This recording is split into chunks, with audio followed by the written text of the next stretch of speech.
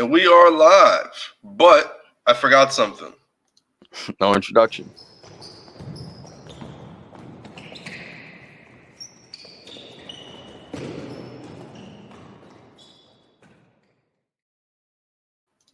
All right, now we're officially live. We're officially live. All right. Couldn't start without the intro. It wouldn't be right. But Had to switch it up. we had to. So this is the NBA Awards show. At the end of the year, you'd think we had it all figured out by now, but just when you think that, something else happens. But this is the awards show. Your host, Cam, and Rich. And today, as we said, we're talking awards show and also playoff predictions. So make sure you stay for the whole thing if you want the whole season picture. If you missed out, if you couldn't watch all the games, guys like me and Rich, we make sure we watch as much games as possible. How about yesterday? I tuned in for all 4 games. Man, it was a long day of basketball, but it was a great day of basketball.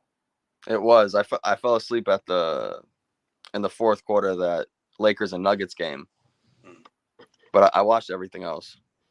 Yeah. But I fell asleep with the phone in my hand. I hear you. So how do you feel about the first game of the day, Cavs and Magic? Not really surprised. I think the Cavs should take this one in 6. I just think experience matters, and they have a bunch of it.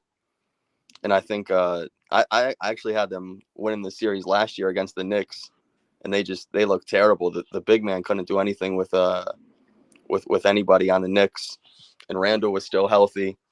But yeah, I think experience matters for them this season. Evan Mobley and Jared Allen looked a lot better in this first game. Donovan Mitchell carried the offense, and yeah. I just think they have too much offense. Like you said, I mean, they got Donovan Mitchell, you got Darius Garland, even Strus, I think, would be an offensive player that the Magic would kill for. Yeah, and the Magic just don't have enough size either, and they didn't even start Wendell Carter Jr. yesterday either. And when you have Jared Allen and Evan Mobley on the boards, it's going to be a long night for the Magic. I like the thought process of starting 2 people who are kind of like mini defensive player of the years with smaller roles. Right. Like Isaac's playing under 20 minutes a night, and that guy is a defensive stud. Yeah, and then you got Jalen Suggs, who really locks up on defense and tries hard, but he's just not a star anywhere else necessarily. Yeah, I mean, he's improved on his offense. He's definitely improved on his 3-point shooting this season. Shooting. Last night it didn't show, but he definitely has improved offensively. But yeah, I think the Cavs have too much for him. Too much size. No Diddy. Too much. It's just the truth. I think it's a math problem with them. It's just there's too many 3s on one team. There's too many 2s on the other team. If Franz Wagner can't hit a 3, it's going to be a short series, I should say. Well, he hasn't been able to hit a 3 all season. He's really struggled from the 3-point line this season all of a sudden. It seemed like he was improving upon it. Now he's gone way down this year. Yeah, I believe he's under 30% in the year. Yeah. And it's just ugly. And tried a few yesterday, looked rough. Then on the other hand, you got Donovan Mitchell throwing up, 3s at the end of the shot clock.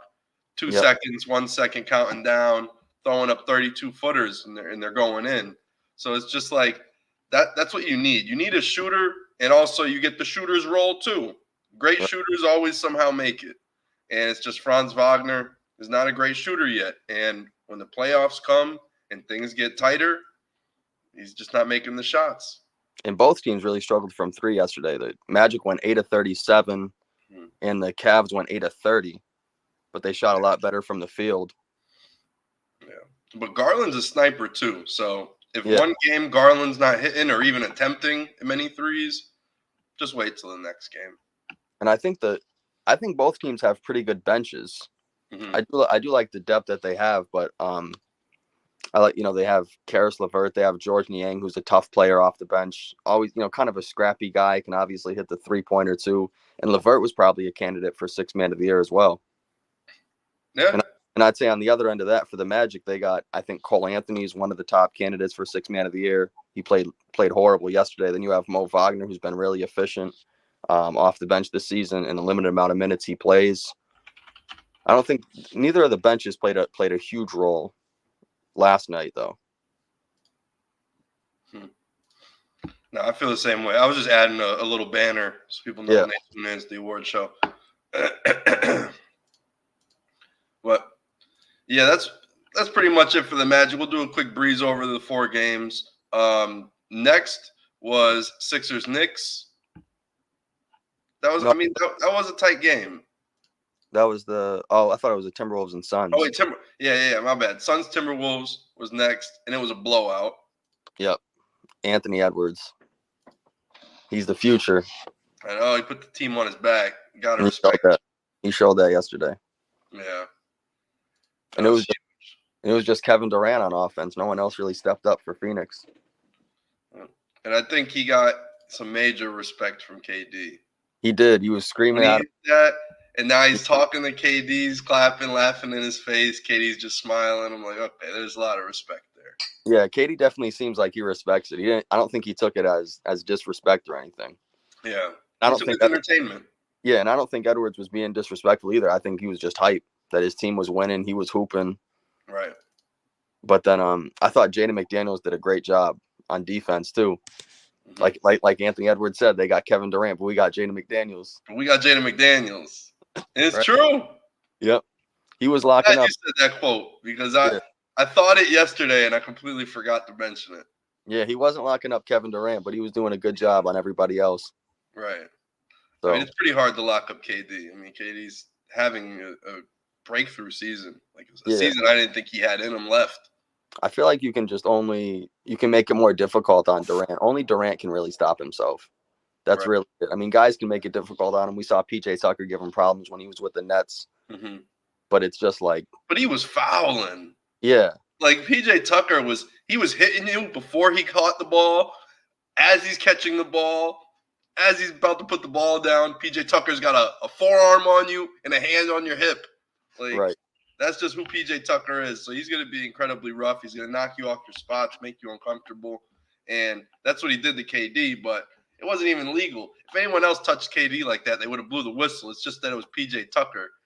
It was a little bit of his notoriety. I feel like he gets less of a whistle from the refs with how handsy he was. Nowadays, maybe it might be a little different, but the refs are kind of back to swallowing their whistle. So I think PJ Tucker would have a slight advantage in this era, but he's not really he doesn't really have his legs anymore. But it's playoff basketball too, so you see a lot less fouls called in every game. Right. Even in the playing games too, there was a lot less fouls called, which makes it much more enjoyable to watch. And it helps the flow of the game, obviously. Yeah. But PJ, was a lockup defender in the swipe-through era. Mm-hmm. So, what would he be? This is like the death of the swipe-through era is this year. Halfway through this season, they said, we're done with all of it. We're not blowing the whistle for this dumb stuff. So, imagine if PJ could have been even a little more handsier than he was, 4 years ago, 4 or 5 years ago in the Harden swipe-through era. So, because now you don't get it on. It's still called a foul, but it's not considered a shooting foul. Right. They just bring it back out, and that's it. It's just a reach.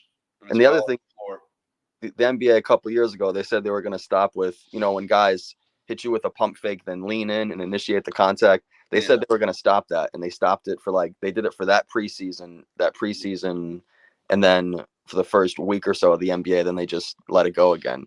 So now back to leaning in and initiating the contact. How do you think Jimmy Butler's going to get back to the finals if he doesn't get that?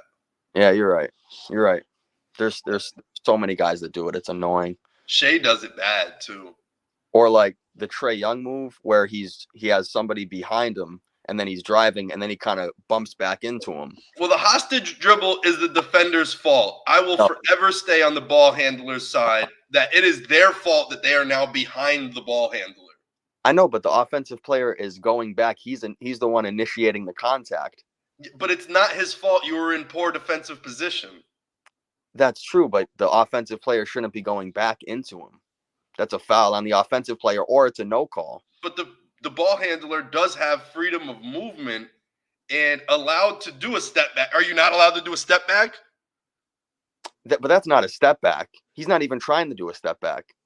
Prove it. He proved he would do No, another no, move. no one has shot a step back like that ever. No But one it's is. No just one like is. it's just the point that it gets the defender in an illegal guarding position, Yeah, and I from there it's kind of their fault because they don't have a good angle to stop. The point guard should just run straight. Um, but I I get. mean, usually there's a guy there that's in drop coverage, and now there's just this little like he's stuck in between two defenders. There's a little miscommunication there. No one's used to facing each other while they're playing defense, unless it's some sort of like you're coming on a double, but not even. Yeah, It's just a weird predicament to put people in, and I think it goes to the offensive player. I get it, but it's still a disgusting move. Yeah, it's tough. It's a tough It, move to do, but it's not. I wouldn't say it's Trey Young's necessarily. If anybody, I would say it's Chris Paul. Chris Paul has been the king of that his whole career. Even when he was like a very young player, he would inbound the ball, and if there was a guy running, trailing with him, he would just try to run into him at half court. Not even do that on a yeah, pick and roll. He would do it in transition or even off of a make. yeah. I was thinking more as far as shooting. That was the first person I thought of as far as when you're going up for a shot, going back into the Okay, defender. so you're talking about off the pick and roll. Yeah, or just going up for the shot when he was, he would be able to get in front of him or get on the side of him. Then he would lean into him or he'd lean back into him. But yeah, Chris Paul when he's not shooting is one of the best floppers. Yeah. Like, No, but he definitely invented the hostage dribble flop where he would yeah, just turn right, swerve right into your lane, and then stop. yeah, or he'd be able to get in front of he'd be able to get past the half court line, get in front of the defender, and then if he was coming right, he'd move right. If he was going left, he'd go left. Yeah. No, I fully get it, but I just think it's a little bit of a rule manipulation that I kind of like because it's just like, hey, as a defender, you got to be ready at all times. You got to also give the offensive player like freedom of movement and Right, everything. So this is what it is. If we can't hand check, then this is the rules. that's true. And then we got The next one now was, we got Knicks 76ers. yeah, and it was the bench made the biggest contributions probably in this game. Miles McBride was huge in the second quarter. He shot great from three. Bojan Bogdanovic shot well from three. Didn't shoot great from the field, but he was really good. Mitchell Robinson, he was killing the 76ers all night on the offensive glass, especially in the second half when Embiid was even more compromised than he was. Mm-hmm. I thought the Knicks were killing the 76ers all night on the offensive glass, whoever it was, whether it was Robinson, Isaiah Hartenstein, Josh Hart. I mean, they had 23 offensive rebounds last night. Mm-hmm. That's And I it mean, was nice to see Hart knock down a three too because they were leaving him open. yeah, he knocked down 3 threes in that fourth quarter. Yep. And Jalen Brunson, he struggled all night, but he's been carrying the offense all season.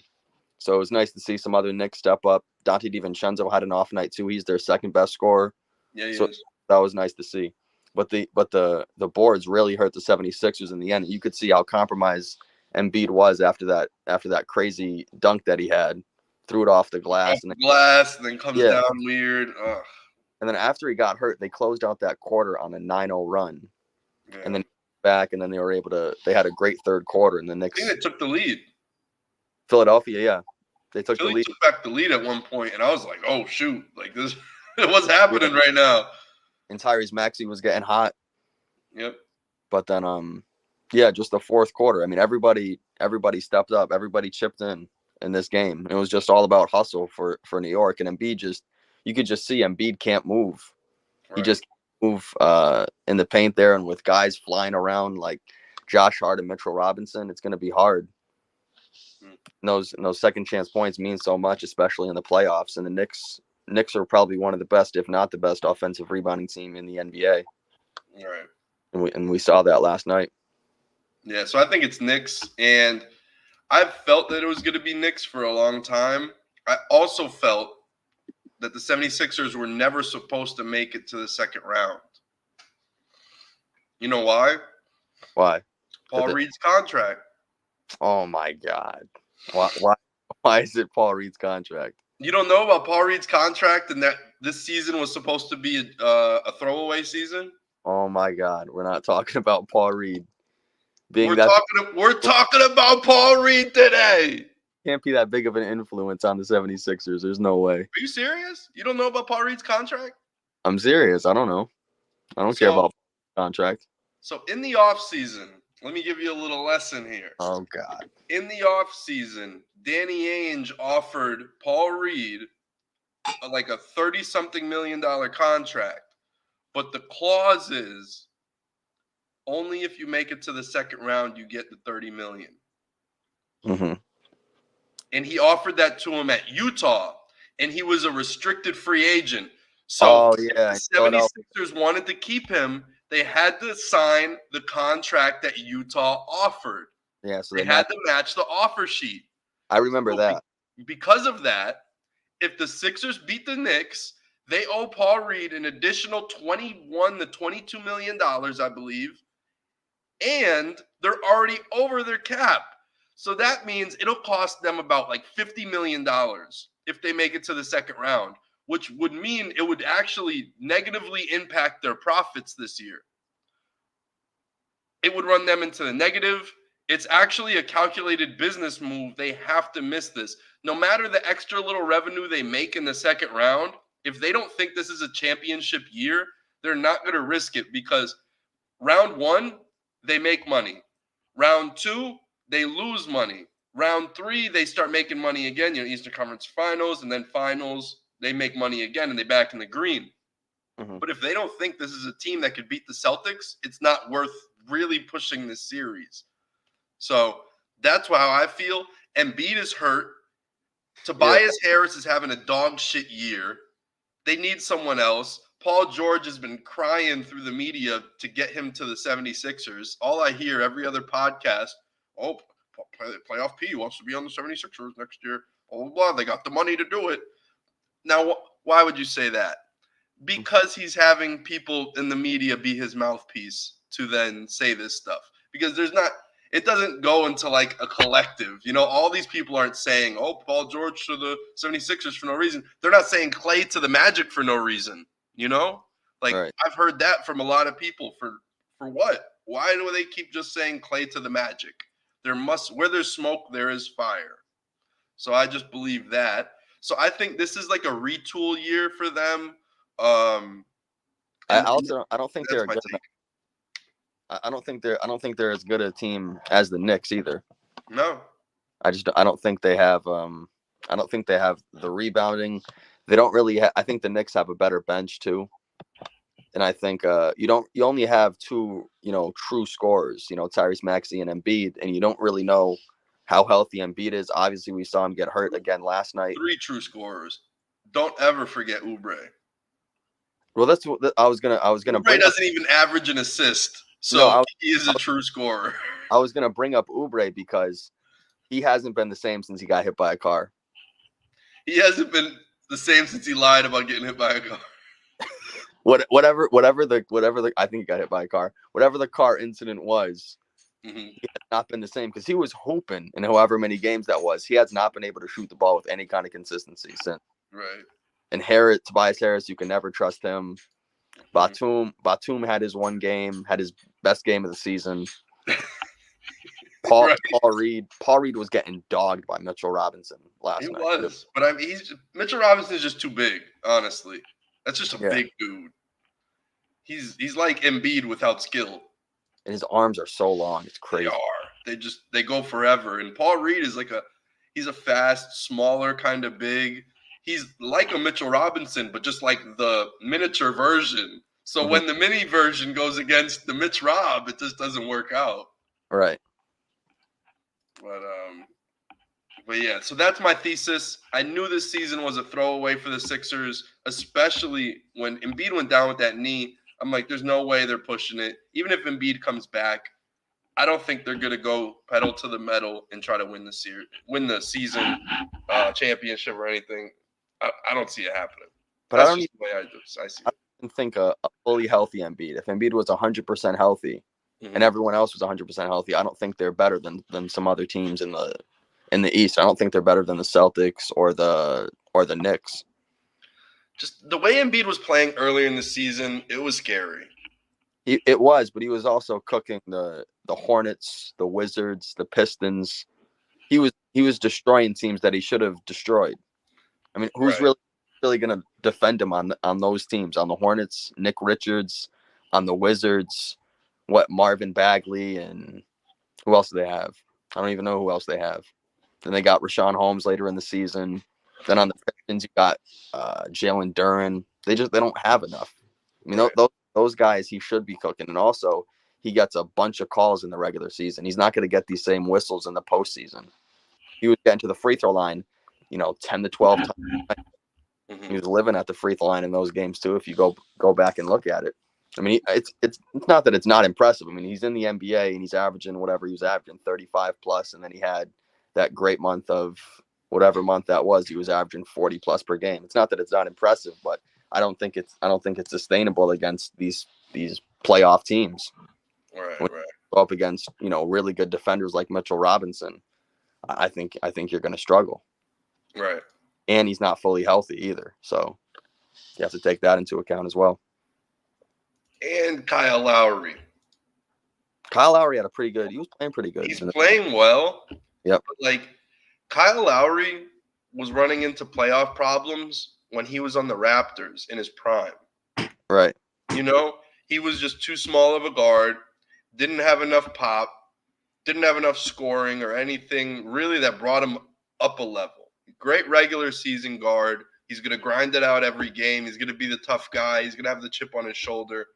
But when it comes down to like talent matching, when it matters in the playoffs and there's only a few teams left and it's the best of the best, he just loses out in those matchups.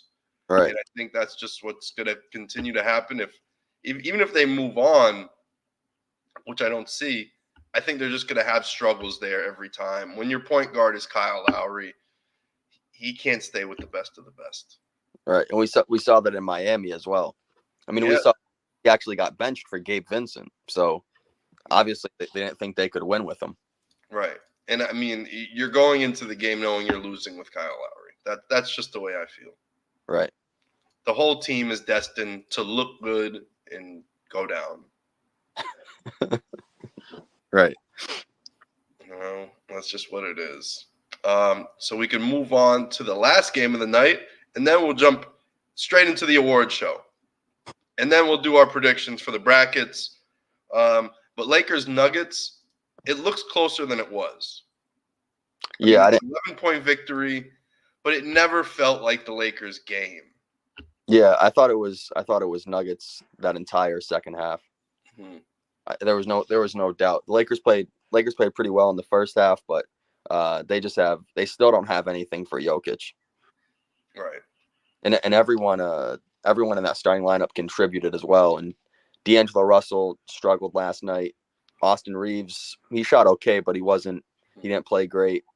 And Anthony Davis just still can't stop. Well, I guess Nikola Jokic couldn't stop Anthony Davis, but Jokic actually had his teammates contribute as well. Right. And that's I think something that could, I don't know, lead us into the Defensive Player of the Year conversation at least. But I was watching AD on Jokic, and he just doesn't seem to be able to stop anything. Yeah, I think everyone has that problem. I don't know what center has been really able to stop Jokic. Wemby has a little. Yeah, well, but I think Jokic has still put up pretty good numbers against Wemby. Yeah, but he blocked him 4 times, and that looked like I seen a lot of indecision in Jokic. Like it looked like this is a new game he could play that he didn't know existed. Like basketball is just this fun little mind game to him, and a puzzle. And he passes over here, the defense shifts, and he could just see like a player or two ahead and knows what's going to happen. I think some of the matchups he had against Wemby where he was guarding him, he's like, oh, I have to put a little extra spin on this one. I have to, put a higher arc or whatever. And I don't know. It gave Jokic a challenge. And I don't think AD did that. And AD was once this like pterodactyl that was just like flying over, blocking everyone's shot. I mean, ever since college. I mean, he had a historic freshman season at Kentucky, and he's always been known as this like defensive stalwart of a person. Like he is his own defense. Until Jokic. He's what? Until he faces Jokic. Until he faces Jokic. Yeah. For And some reason. I just wish I seen him play a little bit better on defense. You know, I guess it's only so much you could do, but I thought there was a lot of stuff at the rim that he could have stopped. And if AD's not stopping anybody, no one else is. I mean, because that a lot of these like dump passes, you know, where AD just gets stuck, has to go and block the shot, and it's just a pass out. That's every time AD comes to go contest. They just pass, they dish it right around them, and there's a guy right behind them, and the helper never comes either. So that is part of the problem. Is I feel like Anthony Davis isn't really getting helped in rotations. I can say that much because I feel like he is there contesting the shots. They just pass around him. And we saw like Jackson Hayes couldn't do it. Jackson Hayes couldn't switch on anybody. Oh, no. And he only played. What did he play? He only played 4 minutes last night. Yeah, he's tall and everything. He's springy, but I think he's too skinny. But he's also just not a smart player. Yeah, he doesn't box out. He just kind of stands there like a beanpole.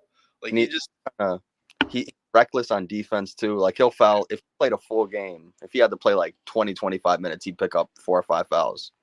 Especially if he had to guard Jokic, he'd be way too over aggressive. In the playoffs, I think he'd get those whistles. That's why it sucks not having Jared Vanderbilt for the Lakers, or even Christian Wood. Players like Jackson Hayes, like they need more time in the league to realize like he's very stop go goes as fast as he can, and then he stops. You need to just cruise the whole time. You just need to coast, get in your positions, start boxing out early, do everything so then you don't have to go a million miles an hour and get a foul and do something stupid. It just seems need like to be there the whole time. Like he gets caught up, he stands, he's watching around, then he goes, "Oh, I gotta go do this." But it kind of seems like he's always moving at 100 miles an hour. Like that's the only speed. He doesn't know when to slow down. Yeah, it's 100 and 0. That's it. Yeah. Like he'll stand around and then he'll sprint around. Yeah, like you say, like, oh, I'm getting into the motion, I'm doing this, and he just doesn't look in rhythm. And I think that's just a problem with a young player, and that's a problem with bigs too. Is they don't touch the ball a lot, they're not really dribbling. How can you get in a rhythm as a basketball player if you're not touching the rock? And I don't want him touching the rock either. So he's just gonna have to stay out of rhythm and just like hustle. And that's not what you need against Jokic. That's not the only thing that is going to get you over the hump. If you have a hustle guy, cool, but you're not going to win with it. You're gonna give a good effort. That's about it. Yeah, if they had Vanderbilt back, that'd be huge for them because he could guard any position. Right, and sometimes he wants to shoot, and he feels like he can. He could shoot that corner 3 once in a while. Yeah, and if he's got some confidence rolling, he gets hot one game. He might knock down 3 corner threes. That starts to pull Jokic out a little. That starts to open up some other things, some lanes for LeBron just to get a layup. But even to have Christian Wood back on offense too would be huge for the Lakers. Yeah, that would be. But I just think that starting 5 looks a lot better than the Lakers starting 5 too. I agree. They just look too good. And you got Michael Porter Jr. smashing the over. It was a rough week for the Porter family. Yo, real rough week, man. His littlest brother got arrested. The other brother's probably going to get arrested. I mean, he should. He got a lifetime ban, but is that like... I don't know if there's any legal things, but... It just should be. The fuck? I don't know. People bet on that game. It's like a criminal act. Jonte Porter wasn't the only person who put down an over-under bet on Jonte Porter. So it's like... Right. Yeah. There were people who hit the over that night and all that stuff. So there are people who got screwed and people who got manipulated out of their money. It wasn't a fair bet the way everyone thought it was going to be that night. That guy cheated. So maybe there's even lawsuits with DraftKings. People want to sue DraftKings. Like, yo, you took lines. You didn't even do your own research on this guy that he was, crooked or not. Right. So I don't know. We've discussed Jonte Porter enough. We already have our Vegas assumptions about other things, but it is what it is. Let's go to the NBA awards show. This is what we're all here for. So let's start with MVP, right? Let's. Start with okay. Do you want to start with the MVP, or what do you want to? Do you want to start? Do you want to ease into the MVP? No. If you want to go to the MVP, I was like, all right, that's the biggest award. We'll go with it though. We'll lead with the MVP, and I wore a little something today. Here we go. All right, here we go. Ellis Island. That's where our relatives came to this country, and that's kind of how the MVP award has been going. It's going to the immigrants, the hardworking immigrants who come to the country, the foreigners.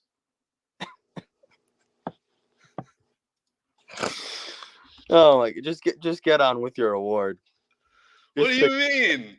Just pick your player.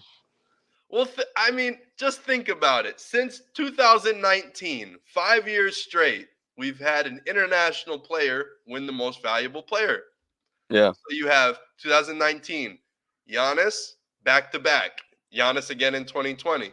Yep. Then Jokic back-to-back, 2021, 2022. Embiid. Then Joel Embiid. So you have a person who is of Nigerian descent that was born in Greece. Then you have a Serbian person. And then you have, I believe Joel Embiid is from Cameroon. Yeah, he's from Cameroon. And then his family, there's some, what did he go to Spain or something? Didn't he? I thought he went to France. No, France, this just goes into like old colonial stuff. But I think France just owns Cameroon, or used to own Cameroon. So there's like, that's why Cameroon speaks French. Yeah, I don't even know my geography, I guess. Yeah, it's like world history. It's kind of like how France owned Haiti, but then Haiti revolted and France doesn't own Haiti anymore. Kind of like how the United States used to be owned by Britain and isn't anymore, or England and isn't anymore, and we're our own country because we revolted and we became our own independent state. So I think that's something what it has to do with more than anything. I think France still owns Cameroon, which is some real dark, weird stuff. Mm-hmm. So that's why. But I believe he played in France. I mean, I believe he spoke Spanish and played in Spain or something at one point.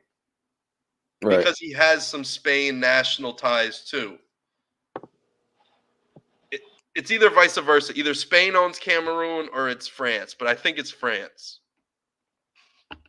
But anyway, Ellis Island, and for the 6th year in a row, there is someone who is not born in the United States who wins the MVP. And for this MVP, we're going to Latvia. I think, right? You're talking about Luka Doncic? Yeah. Yeah. That's what I thought. That was your pick, right? I mean, that was your pick. My pick for MVP is Luka Doncic, and this is where I'm going with it. His combined stats have not been seen since Wilt Chamberlain. Even in Russell Westbrook's triple-double seasons, his points, rebounds, and assists did not cumulatively add up to what Luka Doncic is averaging. And I just think it's incredible. Once I've seen some certain stuff from him and some stats where I'm mind blown that Luka is really putting up these numbers. And you look at the efficiency too. Yeah, the efficiency is incredible. Though he's in 5th place, it's a 50-win team, and he would be a 2nd place seed in the East with 50 wins. Yeah, and you could also make the argument if you took away, Luka Doncic, I don't even know if they're a playing team. They're not. Even with Kyrie, then if you look at, you got Shea from the Thunder. I don't know how good they'd be, and then the Nuggets too. But I think if you take away Doncic, that would be the biggest loss from any team. Right. Yeah, and that's exactly how I feel. Is Luka Doncic is pretty much the engine that drives his team. Without that, I don't even think there's a chance that they're going against the Clippers. Like it. Right. they wouldn't be in the playoffs. That's just how I feel. Who would be leading them? Jaden Hardy and Kyrie Irving? Yeah, I just don't. And Kyrie missed some time. Well, he always misses time, but he missed some time this season. I just don't know if he could carry like Luka can. He couldn't. So But that's where I'm at with the MVP award.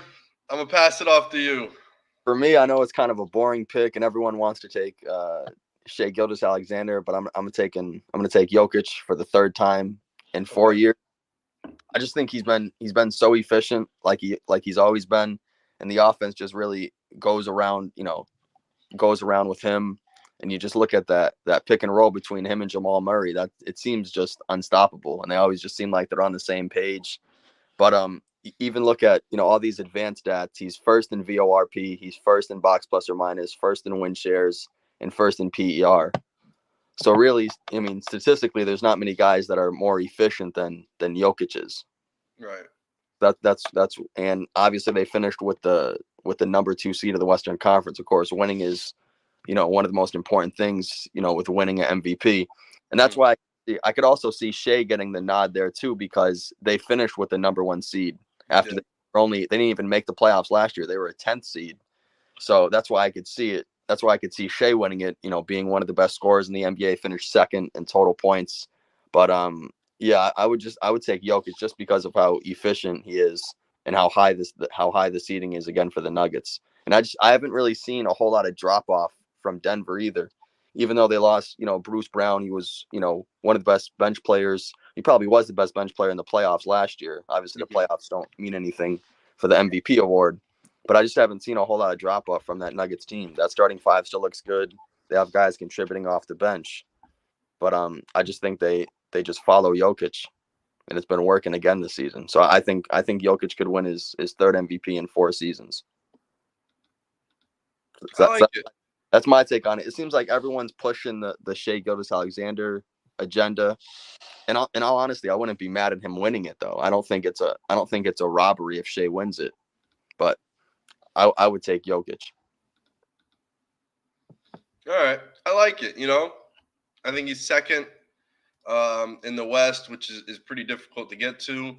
I thought they were going to finish first, and I think that would kind of add to the argument a little bit more. Shea sliding in at the end, I think a last-second 81st or the 82nd game of the season, just because you won the 82nd game of the season, does that make you the MVP? But I do think he played a great year. Yeah, it was hard to not give it to Shea. Right. But I just think with the emergence of J-Dub, and you got Chet, who are kind of both in their second year. I know Chet's a rookie this year. But you got guys who are pretty damn good. Yeah, I mean, Jalen Williams, he's a very good scorer. He's really come off the season. Yeah, and I don't know if Shea is like the primary reason why. I mean, he's definitely the first option. But like, they would be in the playoffs without Shea. Yeah, I think they have a decent bench. You have Cason Wallace off the bench. You have Isaiah Joe, a sharpshooter, off the bench too. And they would theoretically still have Trey Mann or Micic. Oh, Vasily Micic, yeah. But I mean, if Shea wasn't there, let's say Shea got hurt 20 games into the season, Trey Mann would be there, kind of manning the ship, and I don't think he would be an extreme drop off to what he does, because right. I think the system still is going to do what they do, and then Shea is just not there, but Trey Mann is going to offer a scoring punch, and it's like I said, Trey Mann is not Shea Gilgeous. Let's be very clear about that. I'm not saying he's him, but what I am saying is if Trey Mann was there filling in for 50 games, they would still be a top 4 seed. Right. That's the way I see it. And, maybe Shea could come back to the playoffs, be healthy, yada, yada, yada, whatever. But what I'm saying is there would be nothing for the Mavericks if they didn't have Luka. Yeah, I think I was just going to say, I think that strengthens your Luka Doncic take. And yeah, also, I just think and you see, even when Tim Hardaway Jr., the nights Luka or Kyrie doesn't play, he's so up in. You have THJ, and people are like, "Oh, hit the THJ over," and all this stuff. No, you actually realize how hard it is for THJ when he's not a third option, and Yeah, he almost can't even put up first option numbers because it's just not in his bag. right. He might put up 20, 25 shots on a night where nobody's out there, but he's still scoring only 18, 20 points still. Like, Yeah, he'll go like the 8. shots aren't getting better. His just efficiency drops, and he has higher volume. And it goes to show you, like, this guy really needs a lot for people to create for him and to get him. He's catching on the other side of the defense when it's already rotated and the double already came to Luka, and then they kicked to Kyrie, and Kyrie already broke down something, and now Tim Hardaway just has a little extra space to do what he needs. Yeah. Yeah, it's And an ugly team without him. And also, you're relying on, like, young guys. right. Like Omax and Derek Lively was very important for them in the beginning of the year. Later into the year, He missed a lot of time though. He had some injuries. yeah, Gafford took over in the second half of the year. Yep. And even then, younger player, very unproven. PJ Washington, same thing. People were Right. talking about it was the worst trade. They graded the trade a D, and like a lot of people did, the ESPN. Oh, but we talked about it on the show here. We both thought it was a great trade for the Mavericks, and we both thought it was an A trade. And we thought it might have been the best trade of that day. 100%. Yeah. I fully agree with you. I'm glad you're bringing this up. Yeah, because we both said it that day. We both said it. PJ Washington, highly slept on, very versatile. Right. And then you got Gafford, who we said was immediately the best backup big in the league. Yeah, high flyer, block shots. Great play. Good. And it's perfect because Doncic loves throwing lobs too. Yeah. Right. So, and he's got those good springy legs. And Gafford's he's not soft either. I'm not saying he's like this brute muscle guy. He's not Steven Adams. But like, if Steven Adams was out there, you wouldn't see Gafford back down. And that's like the difference is you could have a springy guy like Jackson Hayes. But if Jackson Hayes was against Steven Adams, you're going to see some big flaws in Jackson Hayes' game. Yeah, he'll be out of the game in 5 minutes. Right, he'll be out of the game in 5 minutes. You're like, what are we doing here? He's going to get backed into the stanchion.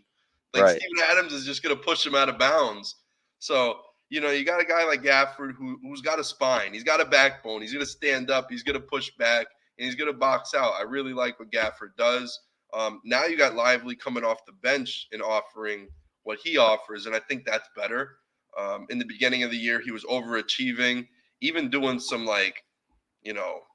high post passing. It was nice. I think this is the best the Mavericks have looked in the Luka Doncic era. Right. I think it seems like everything's clicking over the last maybe month or so since everybody started to gel and get more comfortable together. And I'm making it far into the playoffs this season too. Yeah. And one other person I want to say for MVP consideration was Giannis. Yep, Giannis for MVP. It hurt me not to vote for Giannis, mainly because he's the first player ever to average 30 points on 60% from the field, which I think is fucking bananas. Yeah. Like, when you really think about that, 60% or more from the field on 30 points, that's like something DeAndre Jordan used to do off 4 lobs a game and averaging 9 points. He would lead the league in 60% or 65% from the field. Right. And that's off lobs. And Giannis is doing this as the best guy on the team. It's kind of crazy. People are saying, I've heard people say Giannis looks a bit slow. He's took a step back. He's not in his prime anymore. He's not the best player. Ironically, he might be the best version of himself he's ever been until this calf pull and he can't play in the first game or whatever. But I think this was peak Giannis. And I think this year, because Giannis figured it out in a way that he scored 30 points without ever really being worried about missing a shot. And it shows you how dominant he is in the paint too. Yeah. It's on another level. I wish I could have gave this to Giannis. I truly do. And any other year I would have gave it to Giannis until I seen Luka Doncic's cumulative stats more than Wilt Chamberlain's. I was like, yeah, I don't think it's been an off season for Giannis. I just think other guys have had really great seasons as well. As you talked about Luka, obviously Nikola Jokic, Shai Gilgeous-Alexander, but another guy I wanted to point out was Jalen Brunson. And I think it's kind of the same situation as Luka, where if you take him off the team, they're not even a playing team, and they finish with a 2 seed. Right. Because who's going to contribute really on offense every night on a consistent basis, aside from Brunson? And as far as I think he's probably up there in clutch points as well. I mean, he came through with every big shot, it seemed like, in the fourth quarter in those close games for the Knicks. So I think Jalen Brunson should be in that top 5 as well. I had him, Giannis, Luka, Shea, and Jokic in my top 5. So something I heard from podcasts recently was something that you just said. Jalen Brunson in the top 5, but Jalen Brunson is not top 5 All NBA. People are swapping Brunson for Tatum. Tatum makes first team All NBA, but he's not top 5 MVP. Yeah, I had him. Well, how do they do it for first? Isn't it? It's not 2 guards, 2 forwards, and a center. I still am doing it that way. That's the way I did it. That's why I had him second team, because as far as guards, I had Shea and Luka ahead of him, and then I had Brunson on my second team. So yeah, you got him on second team, but top 5 MVP. I get it. It makes sense. Yeah. It somehow makes sense. All right, let's move on to the next one. Which award do you want to do? You pick. Do you want to do the All NBA teams? Since we're talking about, top players. Okay. We're talking about top players and MVPs. I'm with that. All right, so you want to go? I'll go first for the first. Yeah, you go first. So the 2 guards I had, as I just talked about, was Shai Gilgeous-Alexander and Luka Doncic. Then my 2 forwards, I had LeBron and Giannis. And then at my 5 spot, my center spot, I had Jokic. So I know LeBron is kind of puzzling to you, but I thought LeBron really had a great season. Better than Tatum? Yeah. He's better than Tatum. LeBron just... I had Tatum on my second team. There has to be someone for me, for the number 1 team in the NBA, there has to be a player at least on their first team All NBA, especially a guy like Tatum, who, was a little bit, he was like 4th and 5th in the MVP considerations all year. Yeah, I have the same exact starting 5 as you, except LeBron and Tatum. I put Tatum above LeBron this year. I do think Tatum is a better player at the moment than LeBron. LeBron's playing like above and beyond, though. I mean, for a 40-year-old man, he hit the 40,000 point mark this year. He broke Kareem's record. Was it last season? I think he's playing great for any age, though. I mean, he's playing great. Any guy would die to have his season. Yeah, he does have gaps in his game. Mm-hmm. He's very lazy on defense at times. It's hard to say he's in the top 5 best players in the league. He's top 5 smartest players in the league, savviest players in the league, top 5 leaders in the league. He's a lot of those things, but for my list, I got Tatum down there. I do think Tatum is a much better defender, though. I will say that. Pretty obvious that he's a better defender, but yeah. And just Tatum, the way he could just get down into the post and really work this year. This is the year he really figured it out down there, and I just love what he's doing. But LeBron, I mean, he's 5th in the league in assists. Yep. So it's hard to say he's still not being himself. He's still finding passing angles, even though he doesn't have the speed, and apparently he's lost a step or whatever, and he's being more lazy. As I said, he's still finding the ways to get guys the ball. The refs are still finding ways for him to get to the line. That's the other one. He's not. I don't think he gets enough whistles still. Even though they lead the league in free throw attempts? I understand they lead the league in free throw attempts. The Lakers have been leading the league in free throw attempts for probably 3 or 4 seasons straight now. But I still don't think he gets the calls. I don't think he gets the right. I think Reeves knows how to sell the calls. I think he's become a real big flopper this season, but I still don't think LeBron gets enough respect from the refs for being LeBron James, for being the biggest name in basketball. Mm-hmm. I still don't think he gets the whistles. Yeah, close to the end of the games, the refs screw LeBron. But even in the middle of the games, he's constantly getting smacked on the arms when he's driving. Mm-hmm. All the time when he's driving, he constantly gets hit on the head, on the shoulders. And sometimes they don't even give him the whistle because he's just able to finish through the contacts. And he's probably going so fast. They're just like, oh, it doesn't really even affect them, or they don't even see it because it doesn't. A lot of the times, it doesn't even really alter his shot, and he's still able to make it. So I guess they don't really they don't pay attention to it enough. But I still don't think he gets enough whistles. But that is true with the Lakers. I mean, they get more free throws than anybody, and they took 19 free throws last night compared to the Nuggets 6. Yeah. They still lost by 11 points. Mm-hmm. All right, so let's go to the second team. I'll start with the second team. Okay. And I'll say the whole thing. So I got second team: Jalen Brunson, Anthony Edwards, Kawhi Leonard, LeBron James, and Anthony Davis. Yeah, I had everything that you had except Tatum. I had Tatum except LeBron. Okay. I had first team, Tatum on the second team. But yeah, I totally agree with that list. Great second team. Yep. All right. I think third team is probably going to be where we disagree then. Okay. I mean, we basically have the same top 10. All right. Do you want to go you do a guard and I do a guard, or just list it all together? All right. You list your first guard. Devin Booker. Ooh, okay, good. Tyrese Halliburton. De'Aaron Fox. Stephen Curry. Oh, you took Tyrese Halliburton as your first guard. Okay, yeah. I had Curry and I had Curry. It was between Fox and Curry to me. It was pretty close, but yeah. So your forward? My forward, Jaylen Brown. I had Zion. You ain't taking Zion? That's crazy. You took Zion's fat ass? His fat ass was hooping. This was his best year. Yeah, but his fat ass wasn't getting MVP award considerations the way Jaylen Brown was. Jaylen Brown at one point actually broke into an MVP conversation. Okay, I think he shouldn't have, though.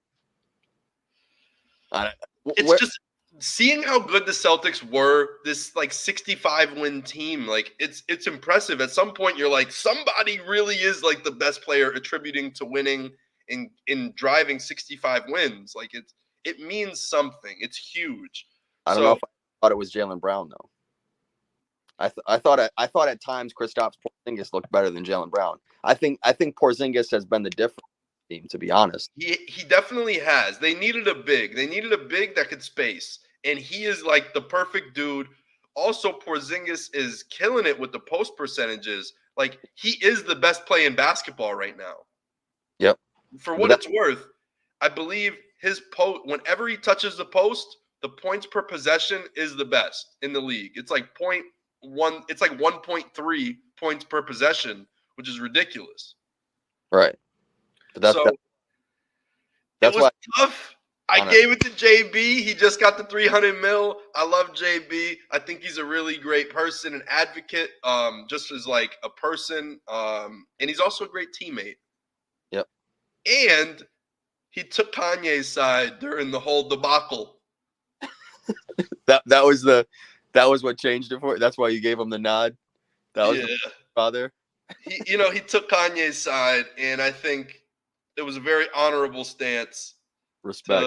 To side with Kanye, though he did leave the what did he did something. It was something that he's not doing with Kanye anymore. Oh, the Donda Academy thing. Donda Academy. Yeah, he's not affiliated with Donda Academy anymore. But he stood through Kanye through thick and thin.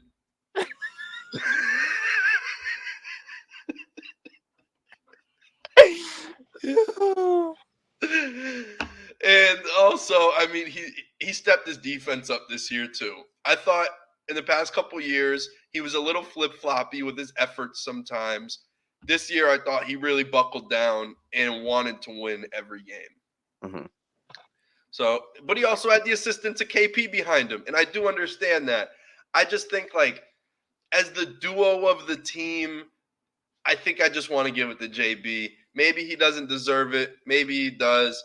Maybe there were just weaker forwards this year that I just felt that I should give it to him, and KP plays the 5 in my eyes. So the 5 was covered for third team. We haven't finished it yet, so I think that's the only thing we'll agree on. Probably is the third center. The third center is All NBA. I think that's the only thing we'll agree on. I'll honestly be surprised if we don't. If we don't agree on this center position, I'll be surprised. But we listed one forward, Who's your other? So Zion's your first forward. Who's your second? Kevin Durant.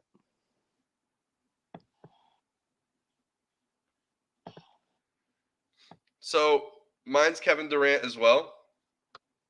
There we go.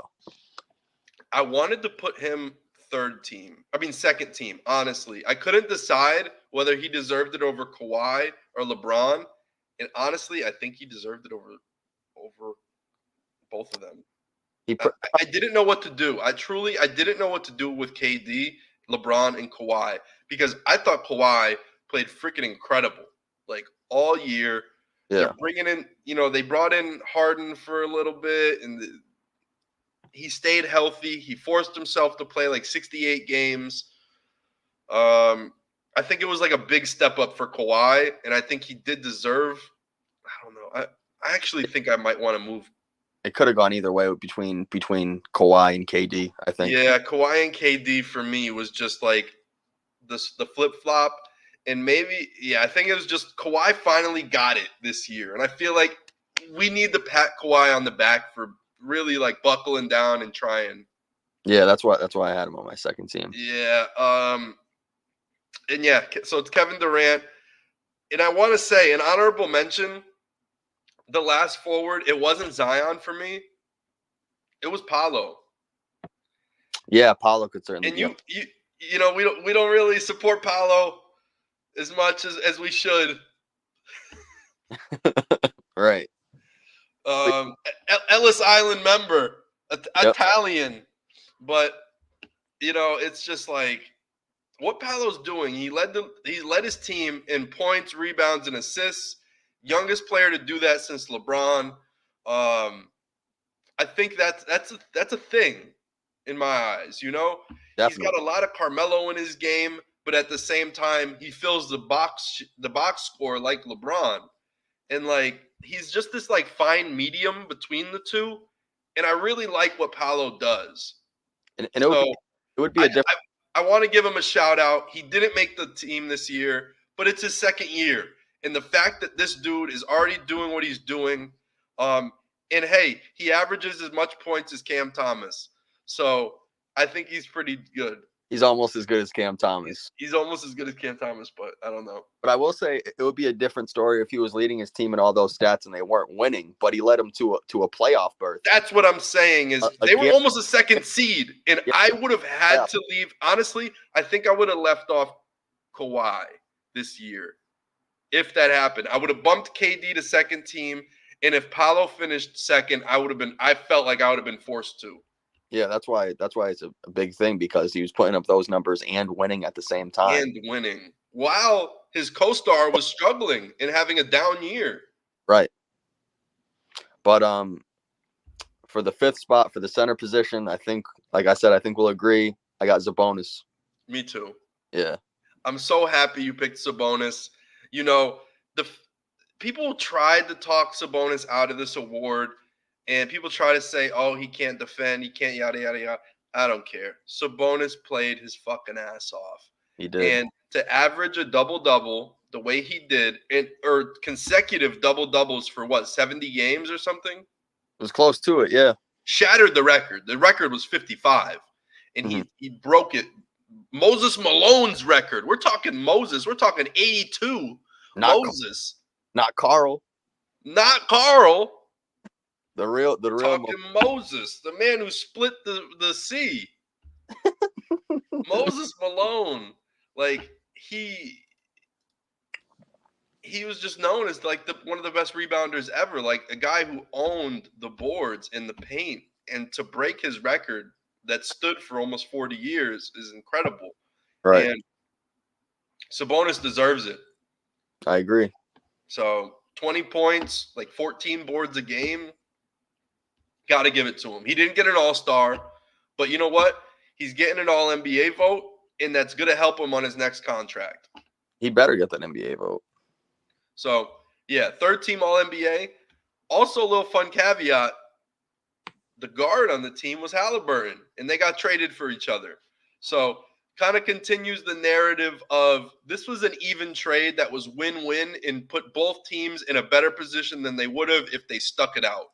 If you still forced Sabonis to sit next to Miles Turner, he wouldn't be as good of a player. If you still forced Halliburton to be second fiddle in the two guard to Fox, he wouldn't be as good.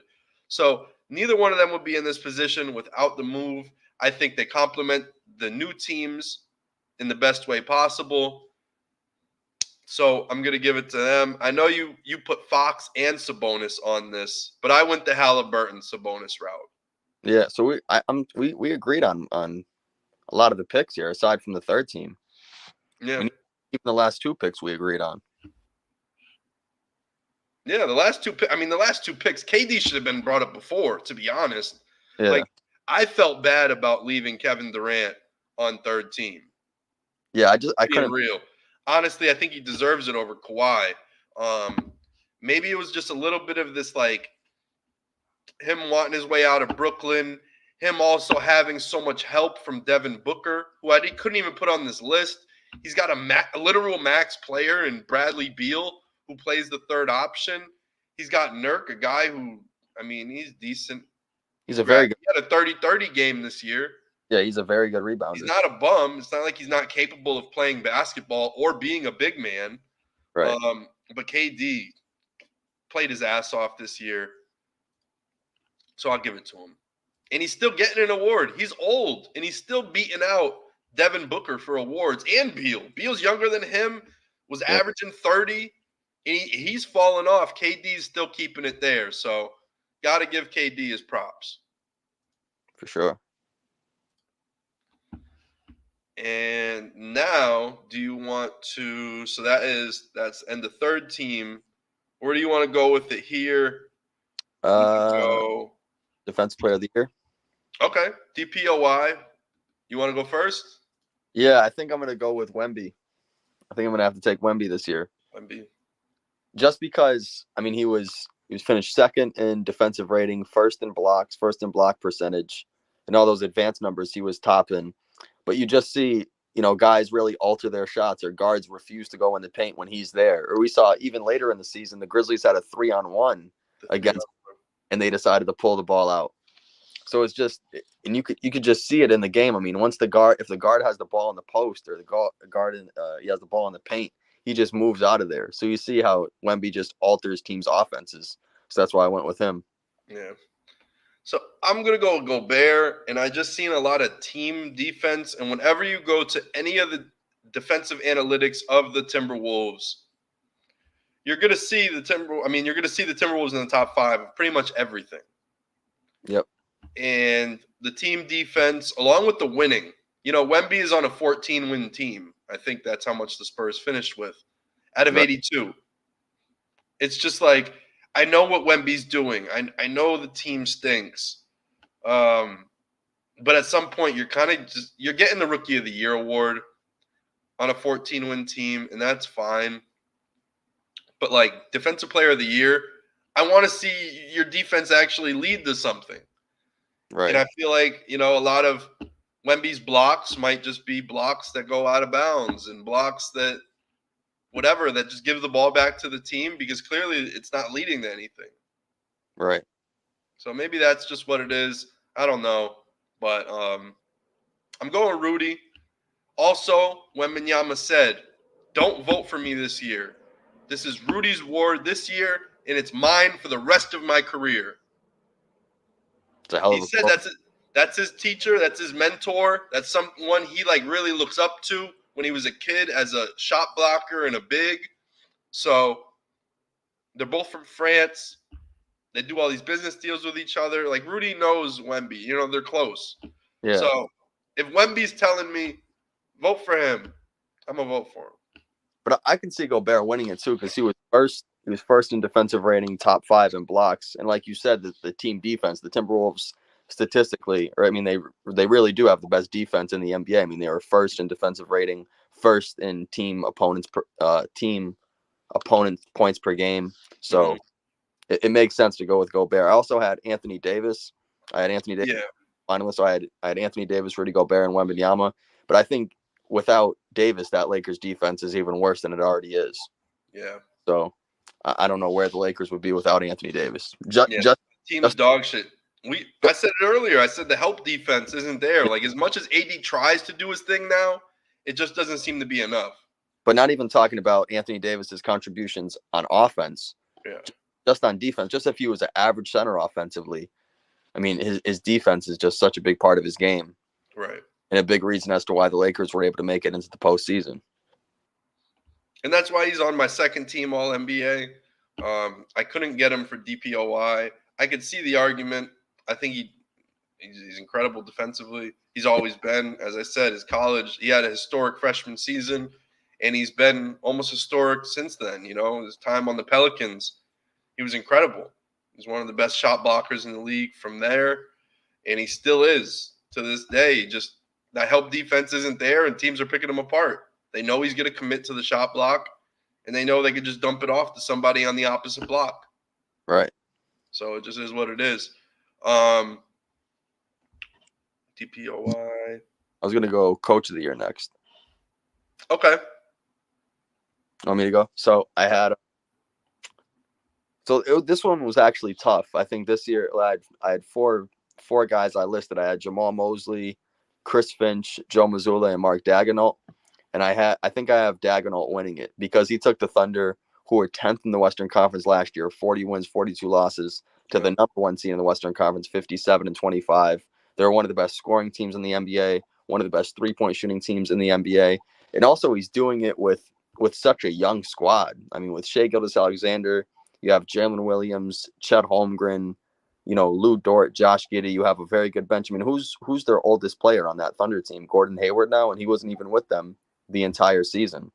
Right. So I just think what he was able to do with that young of a roster to bring them to the number one seed in the Western Conference, I think I'll have to go with him. All right. I like that. I'm going with Daigneault as well. Okay. We have to agree on something. Perfect. Yeah. First in the West. Like I said, he got it on the last day, game 82, whatever. Regardless, you finished first in the West. I'll give it to the coach. And then just say, he kept all these guys together. They're all young. They're all bought in. And I love it. Yep. Yeah, like he's got these guys all bought in, and they all care about each other.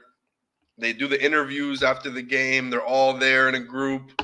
Yep. There's just this like teamwork and camaraderie between them. And I think it probably starts at the top. It starts with a very unselfish coach, doesn't make it about himself and doesn't probably shit on them. And he makes everyone feel like their voice is heard and their opinion matters. So I'm going to say it's Mark Daigneault. Yeah, I agree. I also had, like I talked about, I had Chris Finch in there because the Timberwolves had, finished third in the Western Conference this season. They had one of the probably the best defense in the NBA, and they only finished 8th in the Western Conference last year. I had Joe Mazzulla because, of course, you have to put Mazzulla in there. 64 wins, probably the best offense in the NBA statistically. And then I had Jamal Mosley in there as well. I don't know if he'd get it, but he finished. They went 34-48 last year, 13th in the Eastern Conference. This year, 47-35, 5th in the Eastern Conference. And they had some of the best defensive numbers in the NBA as well. They finished 3rd in defensive rating and 4th in opponents' points per game. I like Mosley this year too. That's what consideration. And he could still dunk. I think that he dunked or something on Twitter. There was like a video. Yeah, he's like 6'6", 6'7". He's a big guy, but he threw a dunk down, I guess, sometime throughout the year. I thought that was cool. Like the team got all hype. Yeah, and you talk about a guy leading young players too. I mean, that's another really young team. And I think that's what I was leading to was like he threw a dunk down. Like the young guys respect him still. They're like, okay, OG, okay, like they see it. If Mosley was out there, he'd be out there playing as hard as anyone else too. Like if he could suit up.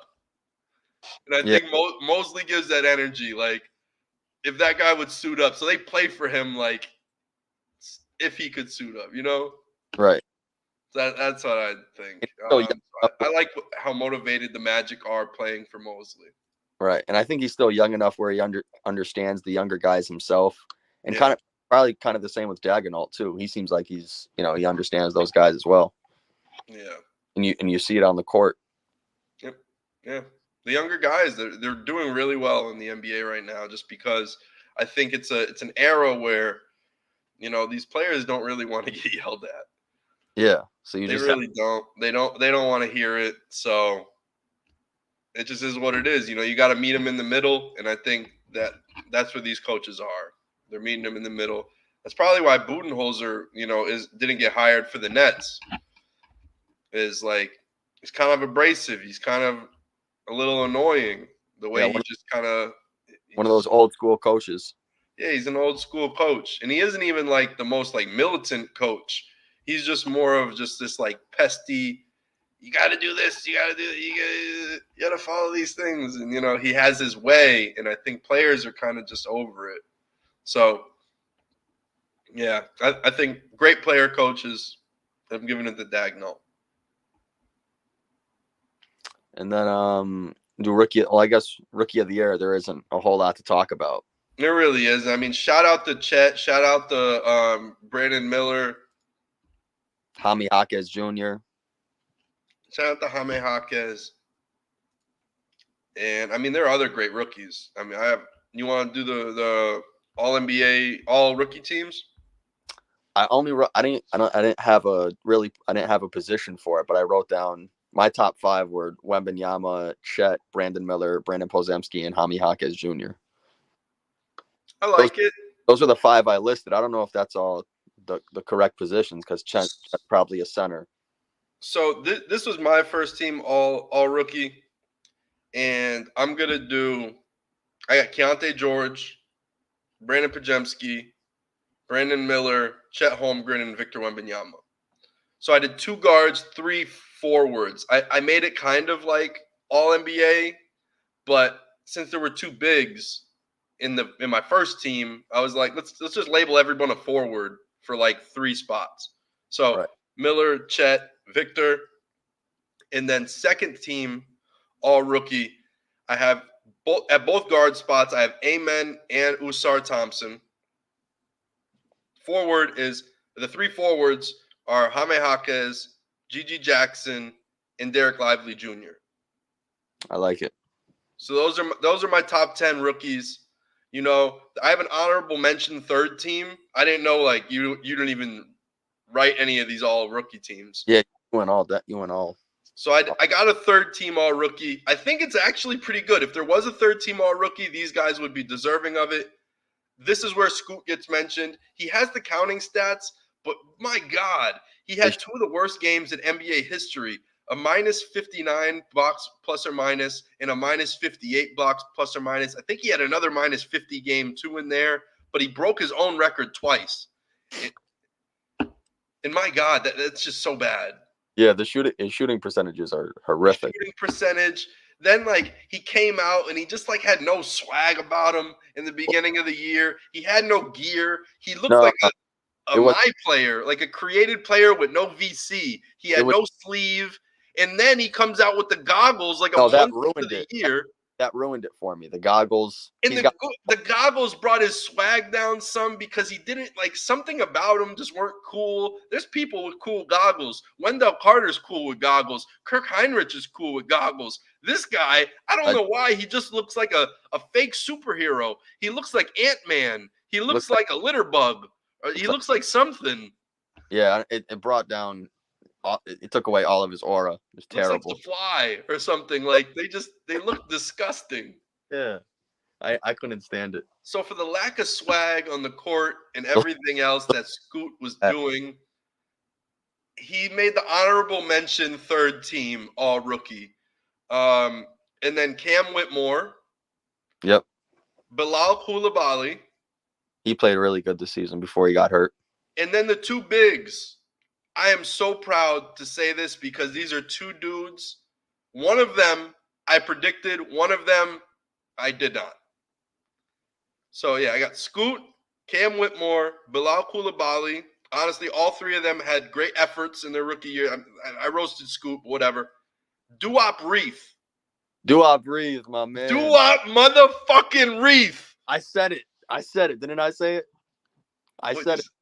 I said it a couple months ago. I was like, this guy Do Breathe is pretty good. Yeah, Do Breathe is pretty good. He crashes the glass and he shoots threes. I love him. Yep, he was doing a pretty good job when DeAndre Ayton was out too. Yeah, he really was. So, I think I got an eyelash in my eye. Do Breathe. Oh my God, it got me all worked up.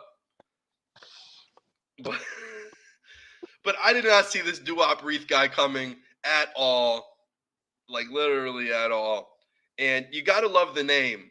We loved us some doo-wop, some old 50s music, and who doesn't love Christmas wreaths? There you go with the connection. There you go. Great names. We love doo-wop and we love Christmas. So doo-wop wreath, congratulations. You're the honorable mention third team all rookie.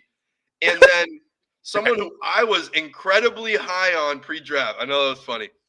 But someone who I was sold on pre-draft, and I was telling everybody, you motherfuckers is stupid for talking about Jalen Hood-Schifino being a lottery pick when his teammate is better than him at Indiana. And I was screaming it. I have tweets. I have everything to prove that I was dead fucking right about this player, and it's Trace Jackson Davis. Trace Jackson Davis earned the starting spot while Draymond was out for a little bit and yada, yada, yada. But he's still starting, and he's still playing hard. He's Dale Davis's son, which, I guess he doesn't have a good relationship with his dad. And his mom married like another former athlete, like a former NFL player, and he considers the former NFL player his real dad, but not Dale Davis. It's a little weird. Whatever. Regardless, Trace Jackson Davis, preseason, I called it. Granted, I didn't put him on the second team all NBA, all rookie. GG Jackson stole his spot. And I fucking love GG Jackson pre-draft. I loved him so much that I said he should go back to college. And that's going to sound weird. But he is a guy that I would label along with what's his name? Nathan Hamilton. What was his name from UConn? Hamilton? Hamilton. You remember Hamilton? Daniel Hamilton? I can only think of Richard Hamilton. Daniel, what was his name? UConn men. Yeah, Daniel Hamilton. I'm not fucking crazy. I don't remember the name for some reason. All right, so Daniel Hamilton at UConn. Let me show you him. How do I do this? Present, share screen. Daniel Hamilton. So this is Daniel Hamilton at UConn. You may or may not remember him. I don't remember him. I don't know why. Absolute stud. I thought he could have been something, maybe even in the lines of like a bootleg Jaylen Brown type player. So Daniel Hamilton in 2015 and 16, here we go to Sports Reference, 6'7", 190. He's from LA. He was the 17th player in the draft class, and he was drafted second round, 56th overall. And you can see the screen, right? Yeah, you got to zoom in a little bit for me. I can't see it. Well, as long as they can see it, I don't really care. Yeah. So UConn at 2 years, and these are his numbers. About 12 points, 8 boards, 4 assists, a steal, a half a block. He was incredible. He was really growing as a player. And look at this. He got Rookie of the Year in the ACC. He was tourney MVP. He was all freshman. Really doing a great job. And now GG Jackson comes in, only plays 1 year, freshman, but he's a reclassed freshman, so he's very young. And from what I've seen from his game, 15 points, 6 boards, only 1 assist, about a steal and a block a game too. But I've seen a lot of flashes when, even though he didn't have all the assists, when he would play make, it was really nice. And I seen like a lot of Lamar Odom in his game. And I loved GG Jackson in college. Like I really liked him. And I'm like, he's got a lot of potential. I think he needs a second year. He can't go in as like top 30 pick, and that's what he was projected to be preseason before the college season started. He was a top ranked player. And from what I seen was he needed a year. He couldn't be put all the pressure on him, and to be a star and to be a lottery pick and to be a first pick and, to produce. Mm-hmm. No pressure. What happened was he gets picked very late, second round, kind of like Daniel Hamilton. Daniel Hamilton was 56, but second round, 45th overall. SEC all freshman, same thing with ACC all freshman with Hamilton. I thought they needed an extra year, but instead, G.G. Jackson got that extra year in the G League with a real weight program and really traveling and meeting vets and stuff. So him coming in halfway through the year was kind of that extra time he needed to get ready. So when he hit the court and there were no players out there that could really lead a team, he could step in with more confidence and more skill and everything and more polish and be ready. That's what happened. Yeah, you were right on that one. Yeah, so I really like G.G. Jackson, 45th pick in the draft. And this is a guy I was saying had top 10 player in the draft potential and reminded me of Lamar Odom, who was a championship player. I know everyone's got their Lamar Odom jokes, but if you would have actually seen Lamar Odom play in his prime, oh my fucking God. A 6'8" lefty with handle. It was a gorgeous thing to watch. It really was. Just all the moves, the counter moves, the spins, the behind the backs. And then whenever he just wanted to, could just knock that three down in your face. And that's what G.G. Jackson reminds me of. And I'm rooting for him. So, yeah, honorable. Actually, I don't think I had him on honorable. I had him on second team. Yeah, second team. But, yeah, shout out to him. What else do we got? Sixth man of the year. Sixth man. All right. Let me scroll up. So for sixth man, I think I'm going to take Naz Reid. Okay, I like that.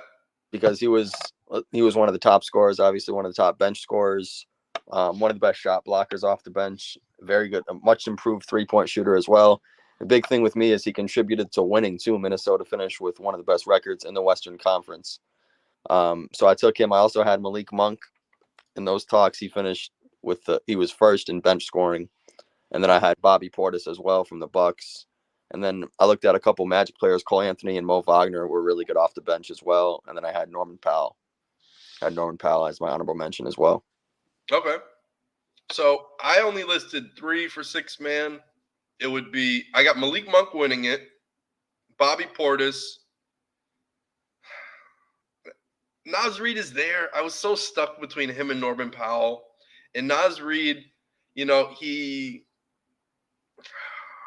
I guess it should be Naz Reid, right? I should throw Naz Reid in as my third. And I only looked at their bench games too, because I was trying to make sure that I didn't keep his starting stats there too, because he was starting for when Gobert missed some time and Cat missed some time. I know. That's why it felt like Naz Reid started a little too much. Yeah, he played. He had 67 games off the bench. 67 games he had off the bench.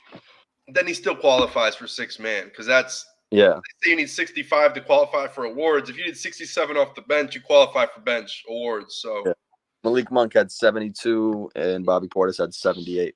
Yeah, I really like Bobby. As a Bucks fan, I really wanted to give it to Bobby here. But I just couldn't. What? I can still see him winning it though. Yeah, he could. I can still see him winning it.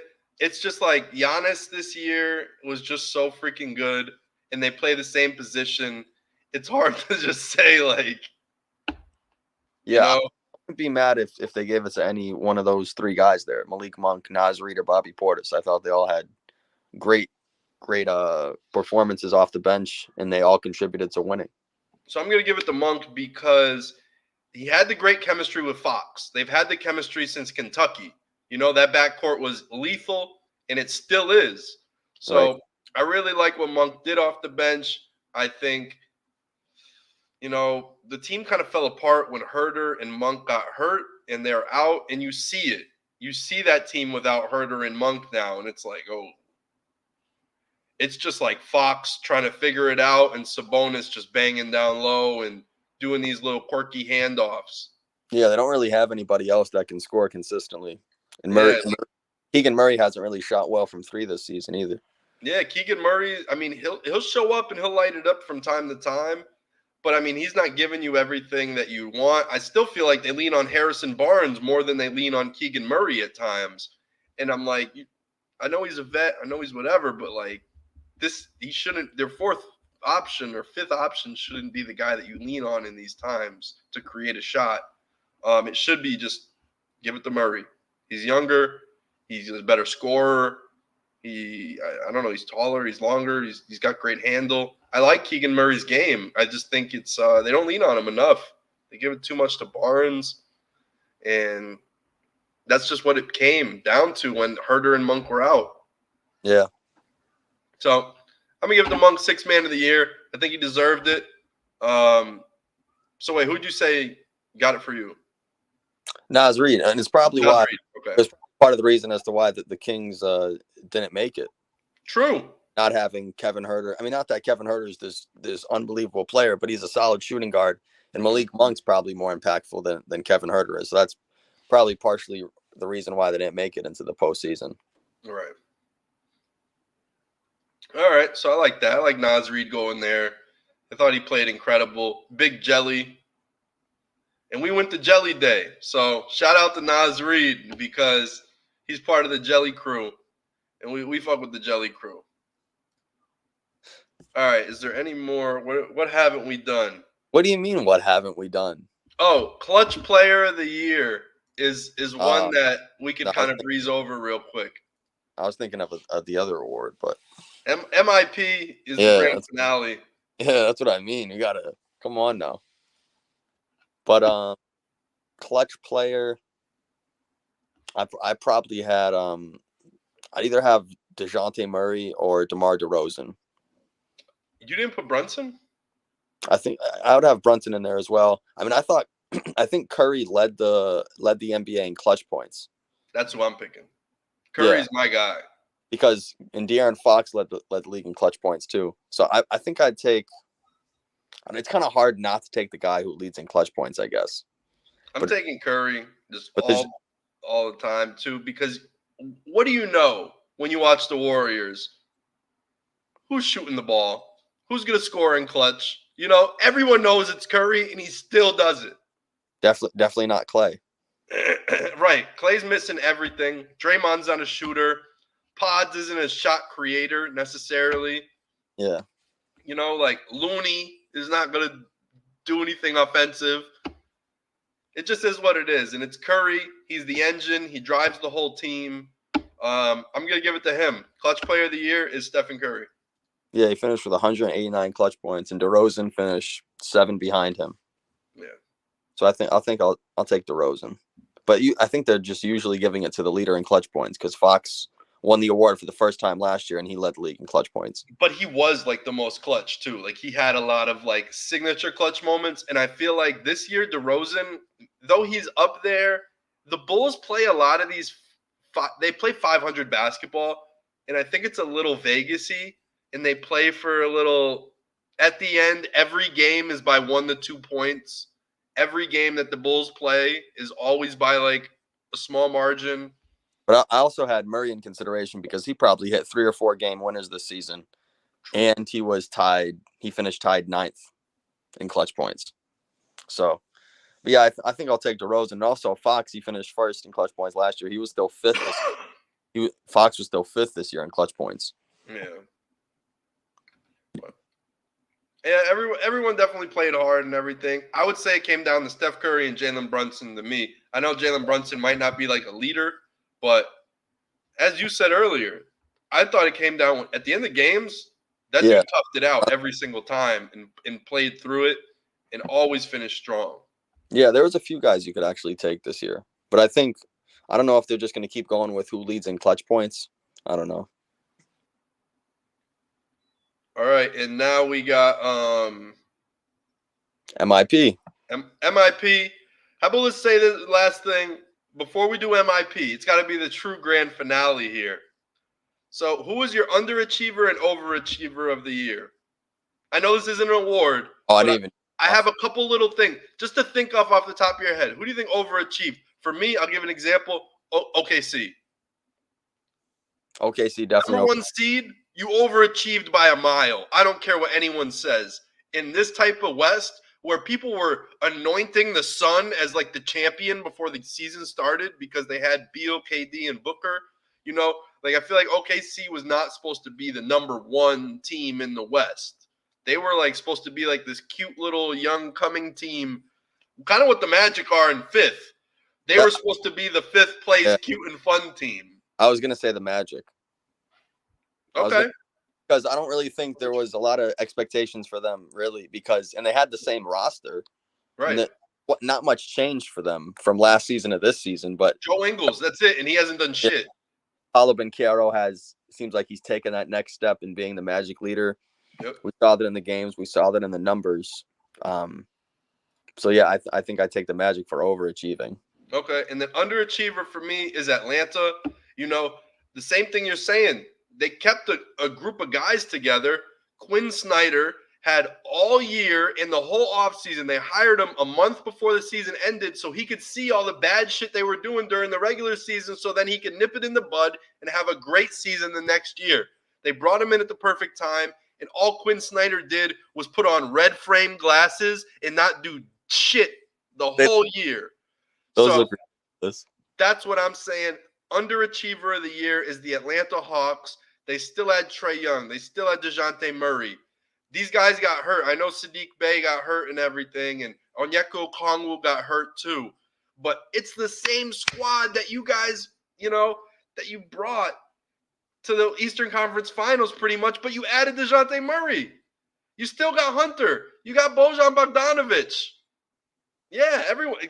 We got some comments now. People in the chat. Good call on the Hawks. Expected to be better than this. Yeah, you got Capella, who's been there forever. This is a system in these guys that should have chemistry, and they didn't even make the play-in. It's honestly a shame.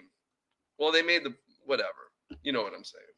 And for my underachiever, I probably go with the Suns. Like you were talking about it, everyone was saying they're championship favorites right away. And granted, Devin Booker missed some time. Bradley Beal, he wouldn't have qualified for any awards. He probably missed 20 plus games this season. But you think you have those guys who have those top three guys who can all lead teams. We've seen it before. They can all lead teams, be the top scorer on their respective teams. You have Grayson Allen, who had it really the best year of his career. I mean, he shot. What did he shoot? 46, 47% from the 3-point line. Yep. We talked about Yusef Nurkic before. He's a very good rebounding center. You have a couple, decent bench players, and Royce O'Neal, Eric Gordon, former 6th man of the year. And granted, they did make it they did have a guaranteed playoff spot. They got it in the last game of the season because the Pelicans lost and the Suns won. But I mean, the way people were talking about them, it seemed like they were going to coast, throughout the regular season. They just got into a guaranteed playoff spot, the 6th spot, 49-33. So I think they underachieved. I would say, I mean, the Bucks still finished with the 3rd spot, but I feel like with the way they played, I mean, it's kind of hard to knock them. I mean, I was going to say that because it's Doc Rivers' record. Yeah, because the underachiever. Yeah, that would be the thing, because they still finished with the 3rd spot in the Eastern Conference. Right, but they were like 34-11 with Griffin. And now they're like 500 with Doc. Yeah, so it's kind of hard to knock him for that. But I will say, if you're looking at an underachieving player, I would say Damian Lillard. Yeah. How inefficient he was all season. Yeah, he's hot or cold. I don't know what's going on with Dame. The free throws really helped his points per game. Yeah, they did. Not shoot well from the field. They fell off close to the end of the year. He went from like 9 attempts to like 5. Yeah. Then favorite play of the year. Do you have a favorite play? And then we'll do MIP, and then we'll move on. That's our last award. MIP, you guys are tuning in for it. You already know what my MIP is. I don't know if I would have a favorite play. It'd be any game winner with the Celtics, anything like that, or anything the Anthony Edwards, the last 2 minutes where he just took over the game against the Pacers, and with the block. But I mean, he was hitting shots. So the rest of it, yeah, because I was talking. I include the block, but he had a few shots the last 2 minutes Then he made the first free throw, missed the second free throw, and then he blocked the shot on the other end. That was the first thing that came to my mind. Play of the year for you? Okay. Yeah, first play that comes to mind. So that's your play of the year. Not necessarily play, it was a more of a moment, but yeah. Well, yeah, I guess that one's like a moment. So yeah, my moment of the year too was Wemby scoring on Chet and then coming back down on the defensive end. Chet tries to do a little move. He blocks him. Chet falls to the ground, and then Wemby just takes it down again. And you know, that was just so symbolic to me of the rookie of the year and like this wait for Wemby. Like we waited an entire year for him too. The NBA had Wemby watch, and you had to go watch him play for the 92 Mets.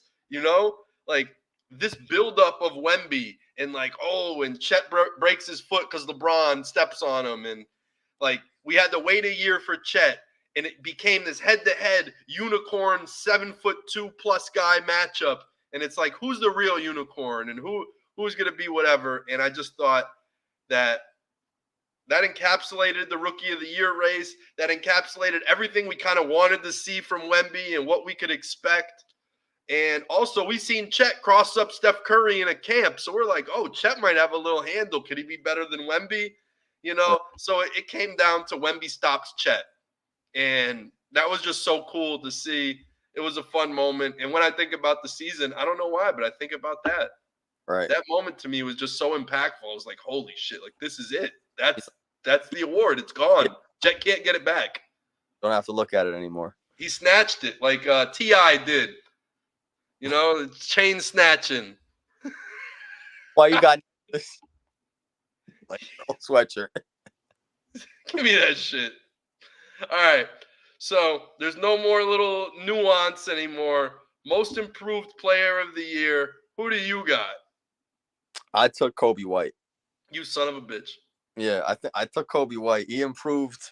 Well, I guess Cam Thomas improved on most of his numbers, but the percentages went up a little bit for Kobe White. So I think I took Cam Thomas, and it's neither of them really contributed to winning, I guess, necessarily. So you can't really give them the nod in that area. But I think I'll take Kobe White in this one. But Cam Thomas is right there. I'd probably take Cam Thomas would be number 2. I'd call cap on all of it because the Nets record versus when he comes off the bench versus starting is the polar opposite. Oh, it's better. You got to win. Way better. Way better when Cam Thomas comes off the bench. I mean, comes starting versus coming off the bench. And the games that he missed is all the highest percent of them losing. And when he plays, they win more. Also, Kobe White's player of the year, whatever, most improved, his little fake version of his award. He had a down year last year. And I think people are using that as like most improved. But the thing is he had a better year his third year than his fourth. Yeah, he did. His fourth year was a down year. So why are we saying his fifth year he's most improved? You should base it off of his third year. I guess. I mean, because Cam Thomas has been improving every season. And he's steadily improving every single season. Kobe White has proven to regress. Mm-hmm. Which I think potentially next year, Kobe White will regress. I would bet money that Kobe White has a worse season than this year than Cam Thomas having a worse season next year than this year.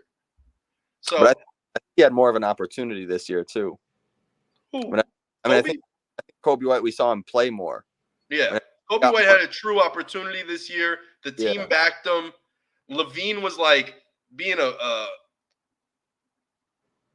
then that just means he improved more.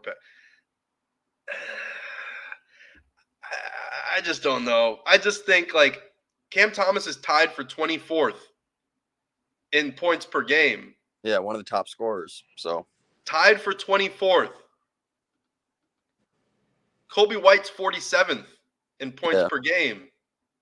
It's a good point. And he's in his 5th year. Cam Thomas was a 27th pick that didn't get minutes. Ben Simmons was hating on him. Mikal Bridges, Jock Vaughn was hating on him. And it's crazy they still don't bring him up in conversations. Right? He just doesn't like watching Cam play ball. I know. And I like Kobe. I rooted for Kobe White, you know. But also, the last game of the season when the Bulls and the Nets played each other, what happened? Bill Simmons, fuck Ben Simmons. Oh, yeah, Bill Simmons. Well, fuck Ben Simmons too, and Bill Simmons. Fuck both of them. Because Ben Simmons, for one, completely like shit the bed on the team. And people are still like talking about Ben Simmons. He's getting $40 million a year and he played like 30 games and he didn't even try. Right. And people are still talking about him. And Cam Thomas makes $2 million a year and he puts the team on his fucking back. He's still on his rookie deal and he's leading the team in points. $2 million. He's still leading. Who wins rookie of the year? Wemby. A comment came in. And Cam and Kobe guarded each other. Kobe actually hit a nice midi on Cam Thomas. I'll say that much. It was such a midi. It was in the beginning of the game, too, that I thought that was the Wemby Chet moment. And that's how you know I'm being honest and being fair here. He said, I don't know, only $2 million. Ben Simmons out here making $40 million. Right. Cam Thomas pocketing rookie numbers. And Kobe's a big guard. Yes, he is. But anyway, they guarded each other. Beginning of the game, Kobe hit some crazy mid-range fader on Cam Thomas. I'm like, oh, shit. And then look back to what actually finalized that game. Let me type in Nets schedule. And right here, the Nets won by 17. Kobe White, 18, 9, and 2. Cam Thomas, 28, 4, and 8. That's what he outscored him. He was the leading point scorer the whole game, and they won by 17. Mikal Bridges at 25, 3, and 3. So I'll add that too. Right. But yeah, their last head-to-head matchup of the season, Cam Thomas scored 10 more points than him with the same opportunity. Yeah, and Kobe's a big guard. 6'5". And who else did you have in consideration for MIP? Kobe White would be the other MIP for me. I had Kuminga too. I had Kuminga in there. Kuminga could be third. I truly only think there were two people for most improved. And then I put in, not that they were ahead of Kobe White or Cam Thomas, but I also had Denny Avdia and Jalen Suggs. So improved.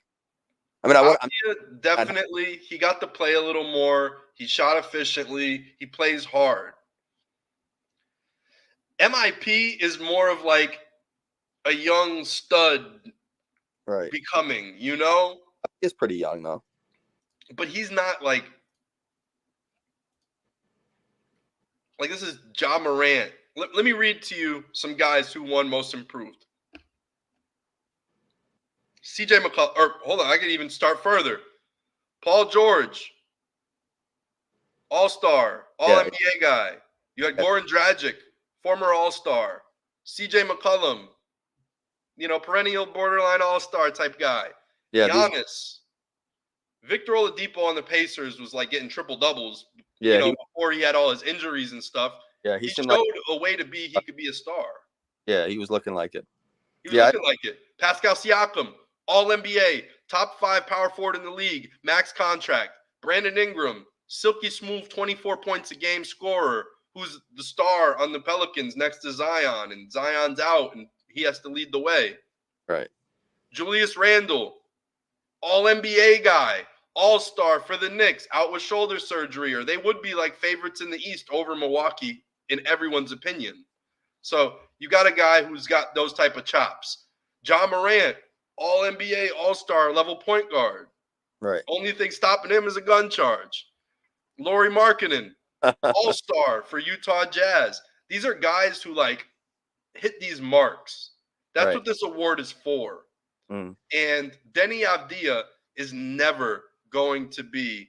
Well, no, I just had him in consideration. I didn't maybe a perennial All-Star. No, but CJ, hold on. I got to respond to the comments. CJ, maybe not perennial All-Star. Maybe I should say more of this fringe All-Star, and then Lauri didn't play enough this year. But that's not what I'm talking about. Right. Lauri won MIP, being a star, stepping up. And how much did he average? 25.6 on 9 rebounds, 2 assists, 50% from the field. In no way do I ever think Denny Avdia can get 26 a game. Okay. Just being real. That was just my top 5. I didn't have him as 1 or 2. But Denny played hard, hustle guy. I give him all the props in the world. Right. Denny got better. But what I think this award signifies is someone who is taking a leap to the next level. And Kobe White did that. He filled in for Zach LaVine's shoes. He really did. He filled in those shoes. Then you got Cam Thomas, who filled in nobody's shoes, who has his own shoes. And he just earned the spot. He earned the spot straight up. This was a $40 million guy, Ben Simmons' starting spot, and he took it. Right. Of a $2 million rookie deal. So, I don't know. Like, that is taking the next step. Kuminga, Klay Thompson regresses. He steps up and is the best wing on that team now. Yeah, Kuminga had to earn it too. Kuminga earned that. And Kuminga may replace Klay in next year. Like, wherever Klay goes, people are talking about he's going to the Magic. He's going wherever. I think it's a good spot. And I think Kuminga is deserving, and he could take the next step and get to the next level. He also was drafted like he could be a star. He was a top 10 pick. And, I mean, honestly, Denny was, I think, drafted pretty high too. Yeah. But a good role guy. Some role guys get drafted high too, but Kuminga was drafted for his points, and that's it. He was drafted straight out of the G League Ignite, and he was a 20-point scorer over there, and they wanted that to translate. And he's living up to his stardom. Denny is living up to his 3rd to 4th option role guy.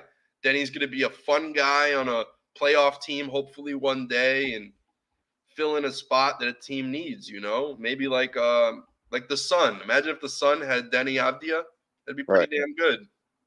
Great role player. Suns, yeah, it'd be a great role player. On the Bucks, be a great role player. You'd love him on the Bucks, Maybe that's his ceiling. But when you think about and you put him around, you put him next to other stars and guys, and he's not a big 3 guy. So that's kind of where I draw the line. Love Denny though. Yeah, great season. Just Cam Thomas. Yeah, for me, it's Kobe and Cam Thomas. And if anyone has Maxey on their list, they're clowns. Because he was already averaging 20 last year. He was already averaging over 20 last year. He had a great year. This isn't a leap for him. If anything, I thought he regressed. He was losing when Embiid was out. Like he didn't get the best out of Tobias Harris. He didn't put Tobias Harris in winning positions. Mm-hmm. You can say Tobias Harris didn't do good, but he's not necessarily a shot creator for himself. So Maxey isn't leading the way in getting Harris going. And I just seen a lot of flaws with Maxey this year. I watched Sixer games, and I seen them struggle. I had Paul Reed on my fantasy team. I loved watching Paul Reed get his stats. That's for sure. But, I seen Maxey, and he was great, but he didn't take that next step. He just kind of stayed where Maxey was. And if anything, I noticed a couple more bad things that Maxey has to work on this year. Yeah, he was a lot better when Embiid was in the starting lineup. And Harden. Maxey looked pretty fucking good when there's Harden and Embiid out there. Well, no, I think without both of them out there, it looks tough. But I see what Cam Thomas does with no help. Right. I've seen what Maxey did with no help. And you can't tell me that Cam Thomas almost doesn't look like a better player than Maxey sometimes. Right. And that's what I'm saying is most improved. So that's where I'm at with it. But you guys already knew my argument with the most improved player of the year. But I give my credit to Kobe White because he showed up and played. For sure. Yeah. Do we got anything else? I did want to do one last thing. I know you got to bounce. But I got this. So last night, they started the playoffs for NBA Top Shot Fast Break. And I played it safe. I did a Beal. And then I guess Murray was also – it wasn't the most play it safe because Murray goes off in the playoffs. But Beal was my safe pick of the night. Everyone else I expected to go off and give me the points. What was it for? Just points? 110 points. So 22 each. Oh, yeah. That's not bad. And Brunson, 22. Murray, 22. And then Mitchell gave me 30. Davis gave me 32. Then Beal, 15. So I beat it by 11 points. Tonight, I wanted your help building this lineup. Then we could end it on this. 5 players who will combine for 35 assists. I did Derek White and Halliburton already. And the game starts in 5 minutes, so we got a set. If it's anybody in Miami or Boston, any assists for Miami? Maybe Hero. Hero's kind of their point guard, and Rozier's out. Obviously, Butler's out. All right, so I'll take Hero. He really is their point guard now. And I took Derek White. Mm-hmm. I like White for the assists tonight. He doesn't even have to go off. Halliburton's going to do his thing. Hero's going to hopefully do his thing. Are you going to save Luka for another night? Do you have Luka available? I'm going to do Luka tonight. Okay. I can't lose it. I was thinking Luka. Yeah, good call on that one. Who else is playing tonight? Pacers. You already have Halliburton. Bucks. I don't know. I don't really trust anybody on the Bucks as far as assists. I almost trust Middleton more with assists than Lillard. Right. What do I do? How about this for point guard? Somebody on the Bucks though. Somebody. Oh, you think I should look at somebody on the Bucks? No, I said I don't think you should take anybody on the Bucks now, especially with Giannis being out. Really? I mean, because it's easier to get assists when you're passing the ball to Giannis. True. I mean, you throw it to him in the paint. Pelicans and the Thunder. Do I take Pelicans? Do I take a Harden for the assist? I mean, he's Harden. Okay, so we got Matt Roth. He says Harden's at 5th for him. He might be shooting more. Yeah, with Kawhi out. Also, Harden sometimes just doesn't shoot the ball. Right. When he's number one option for whatever reason, he just doesn't like his spots. I think Harden's a good pick here because Kawhi's going to come back, and then that's when I play Kawhi for the other stuff. I was thinking McCollum too, but yeah, Harden's not a bad option. You think CJ? Well, yeah, I mean, I guess it would be better if Zion was actually playing, but because 35 assists, that basically means I need 7 assists per person. Yeah, then give the nod to Harden. Yeah, I'd rather put my money on Harden too. Because then I got if Derek White doesn't, he just needs like 5 assists. I just need an average night from Derek White. Yeah, if Zion was playing, I might have taken McCollum, but I don't know if Zion's playing. Right. Yeah, I like that lineup. Actually, if Zion was playing, Zion kind of runs the point sometimes too. So actually, I think McCollum would probably be the best option tonight. But I'm just going to run with this. I'll save CJ for just in case there's like 3-pointers or something else. Yeah, and Halliburton, he could get 15 assists himself. So right.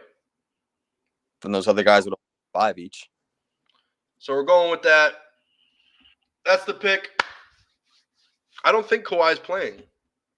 Yeah, I think he's out. I seen Giannis is officially out for tonight's game. Yeah, Giannis is officially out. Let me see. Clippers.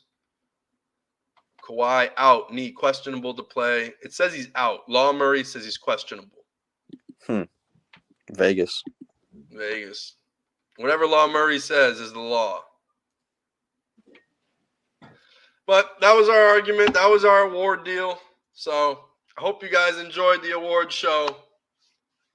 It was a good time. It was a great season. Now it's time for the playoffs. Yep. Best time of the year. Best time of the year. And it's just time to grind. We're just grinding film. But thank you guys. We appreciate it. Adios. Salute. We out of here. Wait, hold up. Let me bring the